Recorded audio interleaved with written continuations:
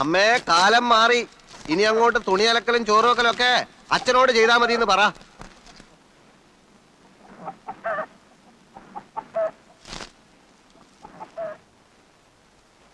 ഇതേ വെള്ളം ചൂടാക്കി വെച്ചിട്ടുണ്ട്, പെട്ടെന്ന് കുളിക്ക. ആ എന്തിനാ കിണിക്കുന്നത്? അല്ല, നാളത്തെ ബാങ്ക് മാനേജറാണേ വെള്ളം ചൂടാക്കുന്ന അടുക്കളപ്പണിയൊക്കെ.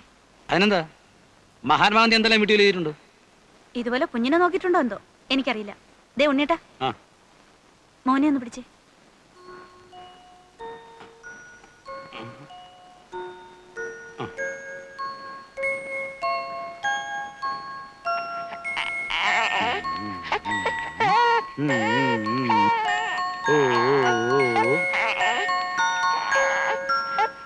അച്ഛന്റെ മോനല്ലേടാ. ആ കരയല്ലേ.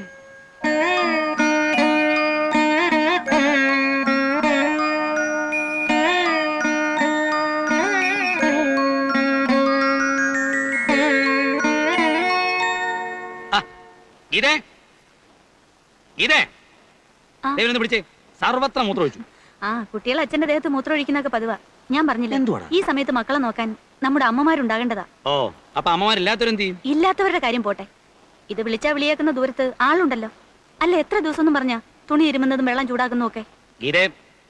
ദേഷ്യപ്പെടുവൊന്നും വേണ്ട, ഞാൻ കാര്യമായിട്ട് പറഞ്ഞതാ. കാശുണ്ടെങ്കിൽ അമ്മമാരുടെ സ്ഥാനത്ത് നിനക്ക് എത്ര മോരെ വേണം?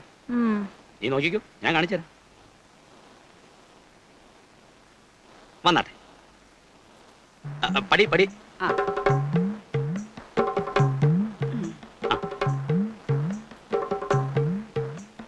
കുഞ്ഞമ്മേ, ആ കാണുന്നതാ നമ്മുടെ വീട്. അപ്പൊ ഇതോ? ആ, അത് വേറെ ആൾക്കാരാ. ഹിന്ദുക്കളാ ക്രിസ്ത്യാനികളാ? വാന്ന് കുഞ്ഞമ്മയോ? ഇതേതാ ഇവനൊരു പുതിയ കുഞ്ഞമ്മ?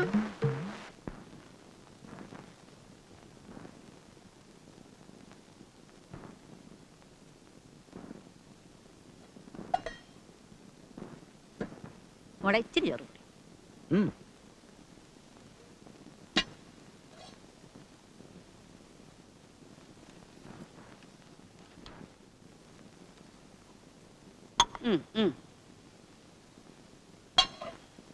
കറി ഉണ്ടെങ്കിൽ ഇച്ചിരി ഒഴിക്കും.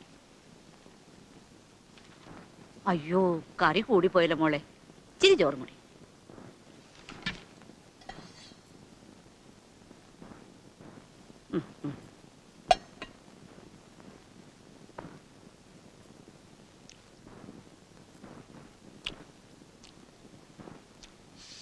കാനറ ബാങ്കിൽ നിന്ന് പോന്നേപ്പൊ എനിക്ക് ഒട്ടും വിശപ്പില്ല.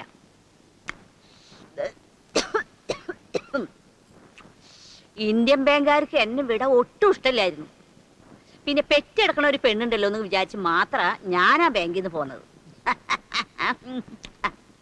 Indian bank manager Sadasivan Pillai സാറിന്റെ വീട്ടിലാണ് കുഞ്ഞമ്മ നിന്നോണ്ടിരുന്നത്. പിള്ള സാർ ആ കുഞ്ഞമ്മ നമുക്ക് ഒപ്പിച്ചു തന്നത്. ഓ, അപ്പോ ഇന്ത്യൻ ബാങ്കിൽ നിന്ന് സൗത്ത് ഇന്ത്യൻ ബാങ്കിലേക്ക് ട്രാൻസ്ഫർ അല്ലേ? അതെ, ഞാൻ ബാങ്കുകാരുടെ വീട്ടിൽ മാത്രമേ നിന്നിട്ടുള്ളൂ. ആ, പിന്നെ അപ്പുറത്തുള്ളവരുമായിട്ട് വലിയ അടുപ്പൊന്നും വേണ്ട, അങ്ങോട്ട് പോവുകയും വേണ്ട. ആര്? എന്റെ പട്ടി പോവാ. മോളെ ഇച്ചിരി ചോറും കൊണ്ടിട്ടെ. കൊടുക്ക് കൊടുക്ക്.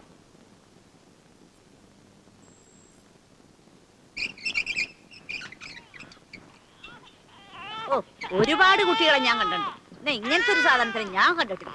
ഓ, ഒരു സെക്കൻഡ് വെറുതെ ഇരിക്കാൻ സമ്മതിക്കില്ല. നിന്നെ ഞാൻ സ്വത്ത് കേട്ടത് കിടന്ന് മോങ്ങാൻ തുടങ്ങിയാലേ വലിച്ച് ഞാനൊരു ഏറ് വെച്ചേരും. നാശം പിടിച്ചത്. ഇങ്ങനെയുണ്ട് ഒരു സന്താനം. അയ്യോ, അസത്ത് ഞാൻ കണ്ടിട്ടില്ല. ഒച്ചുവാവയാണേ, കുഞ്ഞി മോനാണേ, പൊന്നു മോനും മോനാണേ, അമ്മേരെ മോനും മോനാണേ, തങ്കക്കുട്ടി മോനാണേ.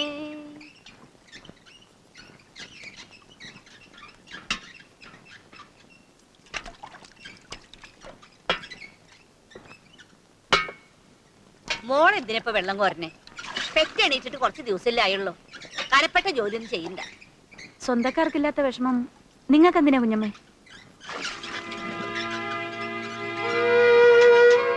ഞാൻ ആർക്കും ഒരു ദ്രോഹവും ചെയ്തിട്ടില്ല. എന്നാലും ചിലർക്ക് എന്നോട് മിണ്ടാൻ വിഷമം, കണ്ടാ നോക്കാൻ വിഷമം. ആ, ആരുമില്ലാത്തവർക്കും ജീവിക്കണ്ടേ അല്ലേ കുഞ്ഞമ്മേ? എനിക്കൊന്നും അറിഞ്ഞൂടേ. കുഞ്ഞി മോനും മോനാണേ, കൊച്ചു. നീ ഉദ്ദേശിച്ച എന്താണെന്ന് അമ്മയ്ക്ക് മനസ്സിലായി. പക്ഷെ നമ്മൾ വിചാരിച്ച ഇപ്പൊ ഒന്നും ചെയ്യാൻ പറ്റില്ല. ക്ഷമിക്കാൻ പറയാനല്ലാതെ അമ്മയ്ക്ക് മറ്റൊന്നും അറിയില്ല മോളെ.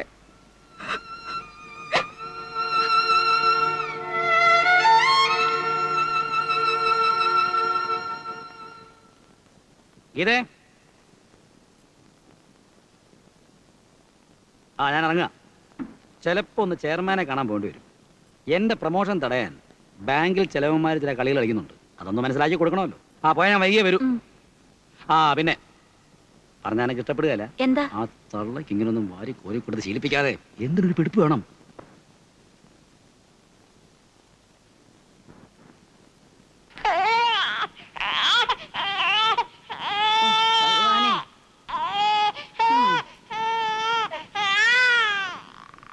എന്തൊരു കീറല കീറുക, ചീകട് കീറണ മാതിരി കീറണ ആശം.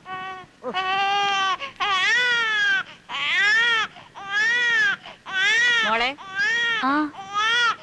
ഈ കഥ ഒന്ന് അടച്ചോട്ടെ. എന്തിനാ?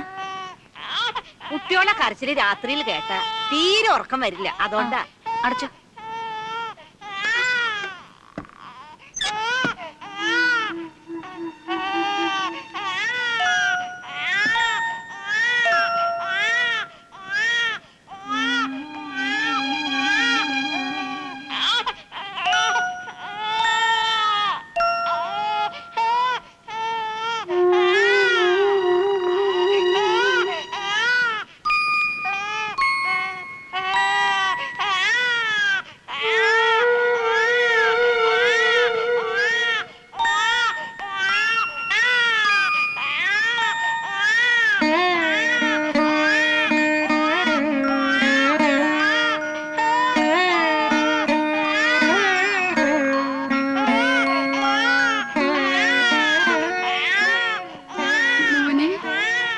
മുത്തശ്ശിയുടെ പൊന്നുമോനെ കരല്ലടാ. വാവോ പൊന്നുമോൻ വാവോ. കരല്ലടാ, കരല്ല.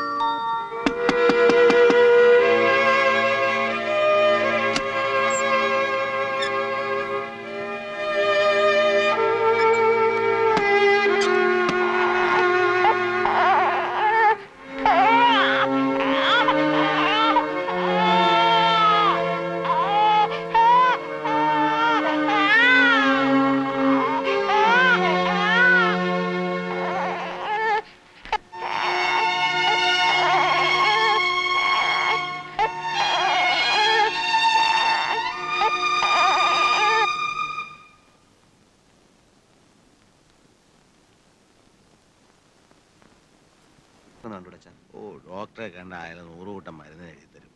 ഒരാവശ്യമില്ലെങ്കിൽ കിടക്കാൻ പറയും. അതൊക്കെ വലിയ ചെലവാ. അസുഖം വന്ന ചെലവ് ചെയ്യാതെ എങ്ങനെയാ? ഇത് സാരമില്ലെന്നേ. മഞ്ഞ് കൊണ്ടാ പണ്ടേ എനിക്ക് ഉള്ളതാ ഈ അസുഖം. ജലദോഷത്തിൻ്റെയാ. വൈകുന്നേരം ആകുമ്പോൾ മാറും. രാത്രി ലോഡെടുക്കാൻ പോകണ്ട. അച്ഛനെ കാട്ടിലേക്ക് പോകുന്ന പണിയൊന്നും നിർത്ത്. അതുകൊണ്ടാണ് ഈ അസുഖം മുഴുവൻ. അസുഖം നോക്കിയിരുന്ന കാര്യങ്ങൾ നടക്കും.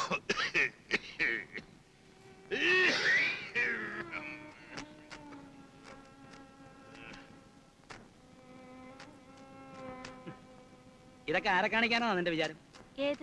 പുറത്തിരുന്ന് ആവി പിടിക്കുക, എന്നിട്ട് ദേ ഇവിടെ ഈ ജനലിന്റെ ചോട്ടിലിരുന്ന് രാത്രിയിൽ എടുക്കാൻ പോകുന്ന ലോഡിനെ പറ്റി ഉറക്കെ പറയുക.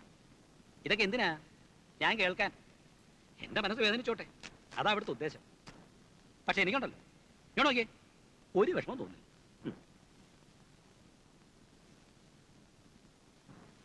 പുറത്ത് മഞ്ഞ് വീണാ ജലദോഷം വരുന്ന ആളാണെന്ന് അറിയാം.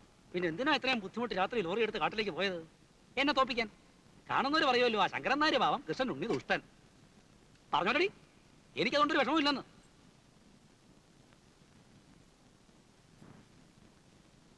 അല്ല, രാമമ്പാലം കിടന്ന് കഷ്ടപ്പെടുന്നതിനാ ഞാൻ പറഞ്ഞിട്ടാണോ?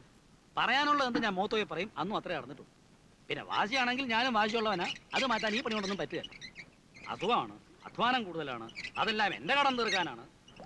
ആയിക്കോട്ടെ, ഇങ്ങോട്ടില്ലാത്ത കടപ്പാടൊന്നും എനിക്ക് അങ്ങോട്ടും ഇല്ല. എടി, നീ എന്തെങ്കിലും വാ തുറന്ന് പറ.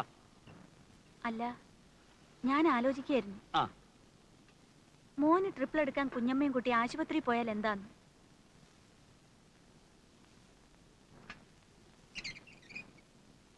വിശക്കണുണ്ടല്ലേ? മോക്ക് വിശക്കണുണ്ടാ? എന്നോടാണോ? ആ, ഇല്ല. മുഖം കണ്ടാ തോന്നും വിശക്കണുണ്ടെന്ന്. എനിക്ക് കാലത്തെ ഭക്ഷണം ഒരു സുഖായില്ല, വല്ലാത്ത പരവശം. ഇവിടെ നല്ല മസാല ദോശ കിട്ടും. മോന് മസാല ദോശ വേണടാ? അവന് വേണമെന്ന്. കുഞ്ഞമ്മയൊന്നും മിണ്ടാതെ വന്നേ. ആ ഗീതടുത്ത് എന്താ ഇവിടെ? മോനെ ട്രിപ്പിൾ എടുക്കാൻ കൊണ്ടുവന്നതാ. ആരാ ആശുപത്രിയില്? അമ്മ കാല് തെറ്റിയൊന്ന് വീണു, ഫ്രാക്ചർ ഉണ്ട്. അയ്യോ, എന്നിട്ട് അറിഞ്ഞില്ലല്ലോ. ഏത് മുറിയില്ല? മോളിലാ. ഞാനും വരാം. കുഞ്ഞമ്മ മോനെ ഒന്ന് പിടിച്ചേ. വരൂ.